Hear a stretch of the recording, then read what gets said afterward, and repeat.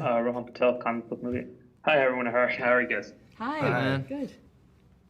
So I just want to get started with Enid. Yes.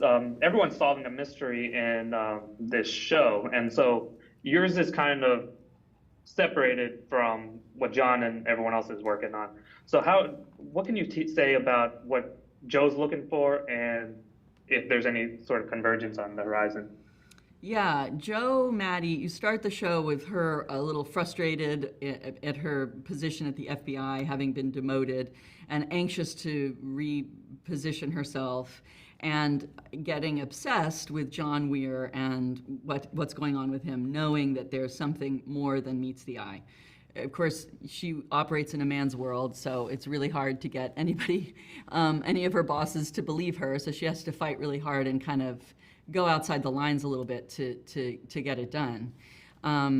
Of course, as the series goes on, I think what Joe imagines is going on turns into something much bigger than she thought, and her ambition and drive maybe put her in some interesting and questionable situations. And certainly it's really fun in the show how all the worlds, as it goes forward, meet and collide.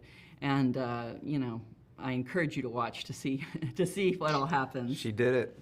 She did it. Oh, did I ruin it? No. No. And then so like Rob, your character goes through sort of the ringer, so to speak. I don't want to say too much, but your character does go through the ringer in the first 4 episodes. Mm-hmm. So what can you say about where we see him in episode 4, and what we can expect from him moving forward? Because there's a lot yet to come, I'm assuming.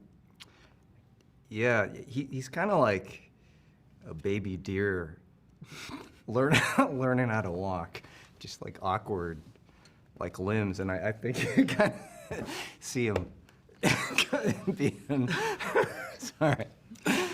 being birthed in a way, like the real Edward, and so he's not aware of all these things that are useful that he just takes for granted, and he's met, well, we don't have any scenes together, but he meets this group of people that he's never been around. He knows nobody like these people, and there's no being outside of the lines and outside of the law, and it's really, there's a freedom to that.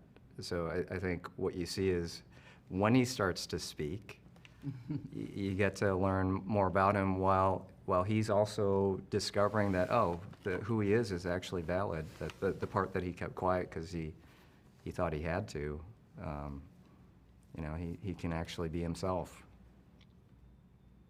Okay, awesome. Well, thank you so much. I've ran out of time, but I really appreciate you guys' time. Thank you. Thank you.